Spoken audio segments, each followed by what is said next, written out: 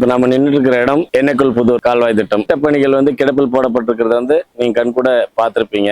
அம்மையார் இருக்கும் காலகட்டத்திலே இந்த திட்டப்பணிகள் ஆய்வு செஞ்சு இதற்கான முதற்கட்ட பணியை துவங்கி அதற்கப்புறம் எடப்பாடியார் அவர்கள் மீண்டும் இதை ஆய்வு செய்து முதற்கட்ட திட்டப்பணிக்காக நிதி ஒதுக்கீடு செய்து அவர் ஆட்சி காலத்தில் பணி துவங்கப்பட்டு பணி திறம்பட செயலாற்றப்பட்டு கொண்டிருந்த காலகட்டத்தில் ஆட்சி மாறியது.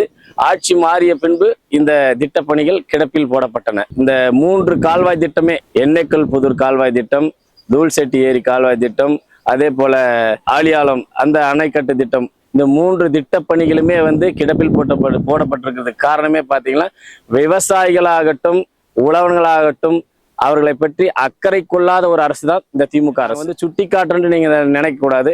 காலங்காலமா கலைஞரில் முதல் கொண்டு ஸ்டாலின் முதல் கொண்டு இன்றைக்கு அடுத்தது உதயநிதி என்று சொல்றார்கள். அது வரைக்குமே பார்த்தீங்கன்னா விவசாயிகளை பற்றி எந்த ஒரு அக்கறையும் கொள்ளாத அரசு தான் திமுக அரசு.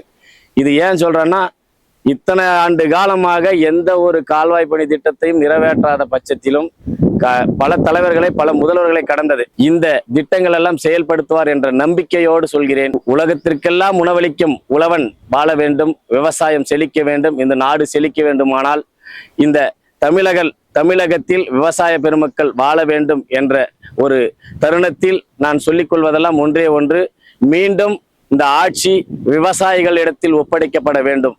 அப்பேற்பட்டவர் தான் எடப்பாடியார். எனது விவசாயிகளின் அருமை பெருமைகளை தெரிந்தவர் அவர்.